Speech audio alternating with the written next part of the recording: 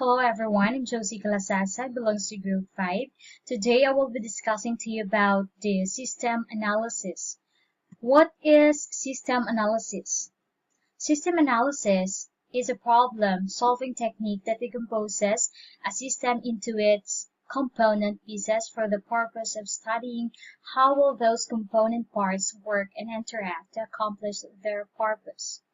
In short, the system analysis attempts to answer the question, what must the information system do to solve the problem? This system analysis is a second phase of the system development life cycle, or SDLC, in which you determine how a current information system in an organization functions. Here's an example of the context of system analysis. In this picture, uses a color to identify the system analysis phases. This phase involves studying existing system and work processes to identify strengths, weaknesses, opportunities for improvement. In system analysis, the major outcome is a list of the requirements and priorities. So let us discuss about the data collection.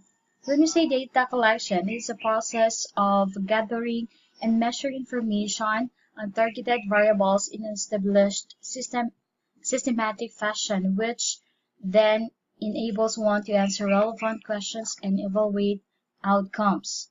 In other words, the purpose of data collection is to seek additional information about the problems or needs identified in the system investigation report.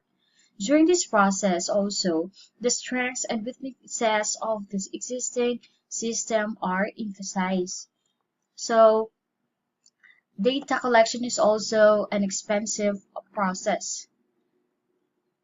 So, the data collection begins by identifying and locating the various sources of data, including both internal source. An example of the identifying sources of data which identified by internal sources and external sources.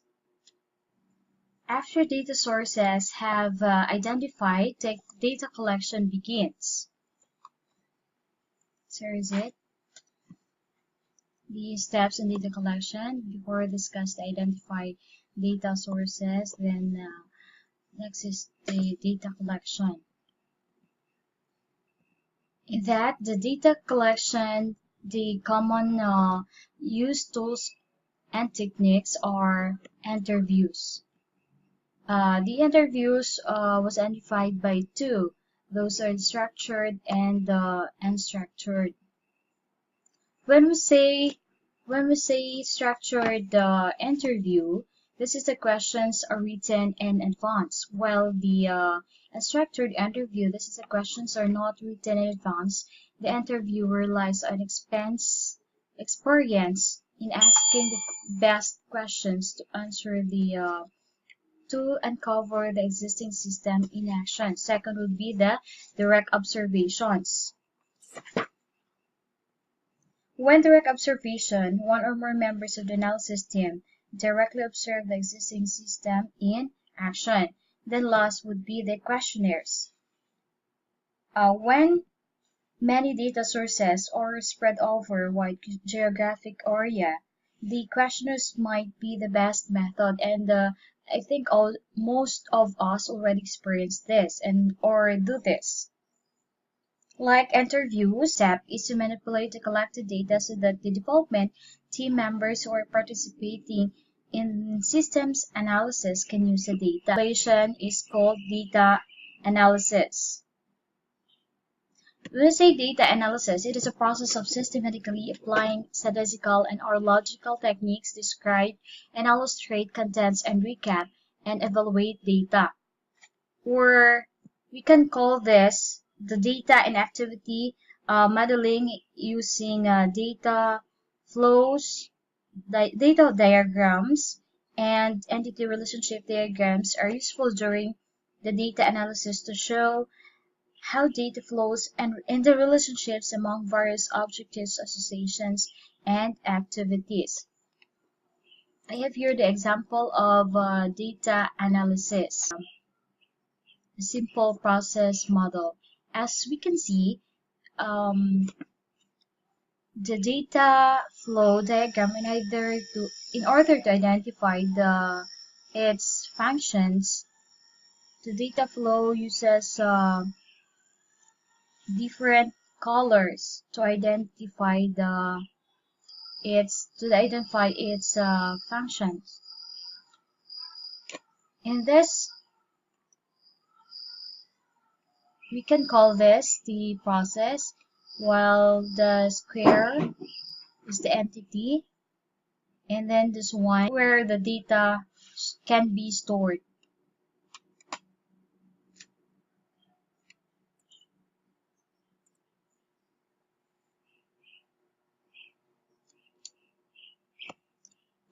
To identify the data flow diagram, the sort of a roadmap that graphically shows the flow of data through a system, and is a very useful tool for depicting procedures and data flow. Table or decision logic table. This is a standard table of the logical decisions that must be made regarding potential conditions in a given system. Let's proceed to system requirements of the system analysis.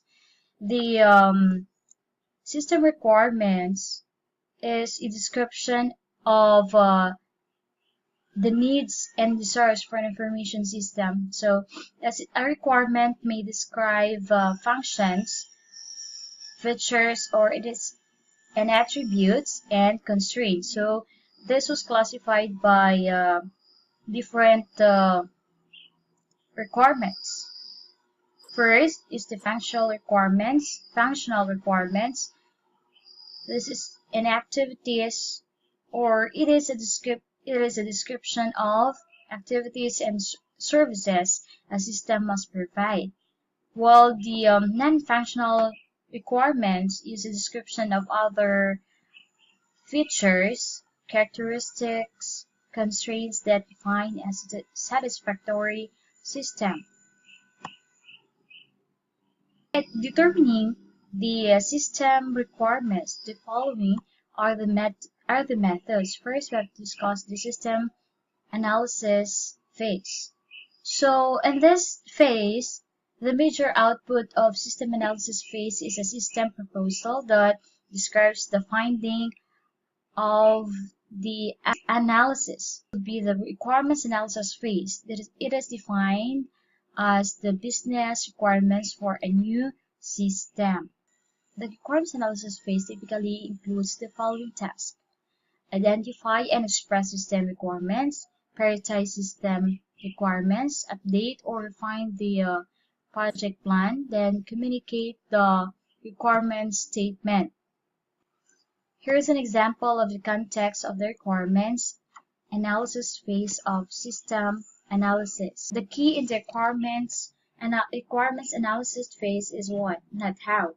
Analysts are frequently so preoccupied with the technical solution that inadequate define the business requirements for that solutions. In requirements gathering techniques to determine system requirements, the analyst sought information of the current system and the opportunities for improvements. The feasibility report in the system planning phase did not contain details of the system requirement.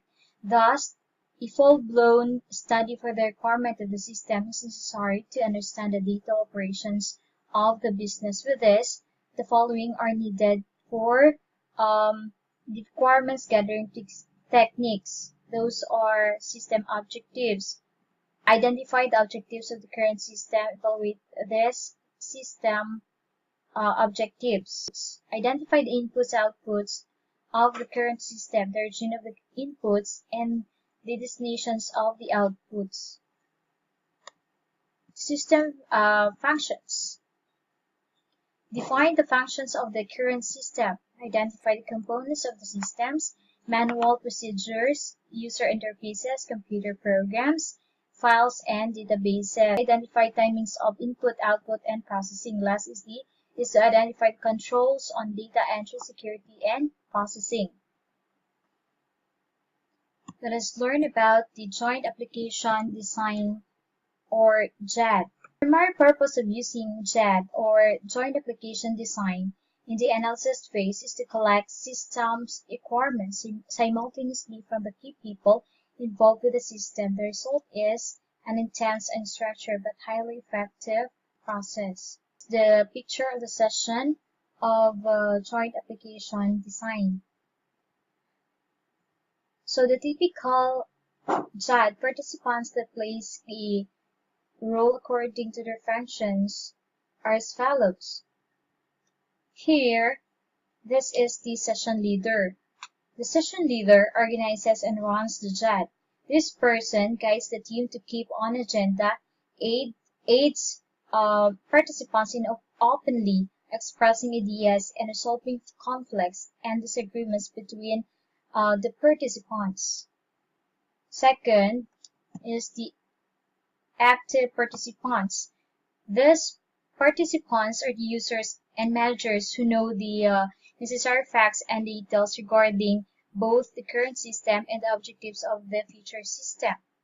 Third, observers. These are IT staff such as analysts, programmers, operators, or any other technical person who can learn by participation. Last is the recorder or scribe. These are personnel who document the discussions and conclusions of the session. This record is formally published and distributed to the participants after the session. We have to learn also the prototyping. It is an iterative process involving analysts and users, whereby a rudimentary version of the information system is built and rebuilt according to user feedback.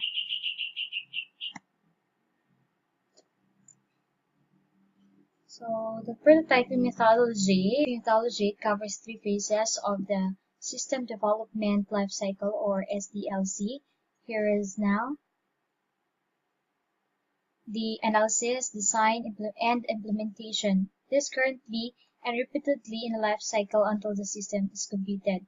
In order to develop a prototype, during the requirement analysis, the analyst performs some interviews and collects necessary documents with the basic requirements from the users. A quick analysis and design of the system is performed, and a prototype of the system containing main features of the requirements are developed. The prototype is then handed to the users for testing and to provide comments, which are then reanalyzed and redesigned, and a second prototype is developed. The process here continuously in a cycle until the users and developers agree to the final system's requirements. In report management, the main output is a report detailing the current system, summarizing the problems found in the current system, and describe the system's requirements. The recommendation has to be made on what course action should be done next. So that ends my report. Thank you so much, and I hope you've learned a lot from my discussion.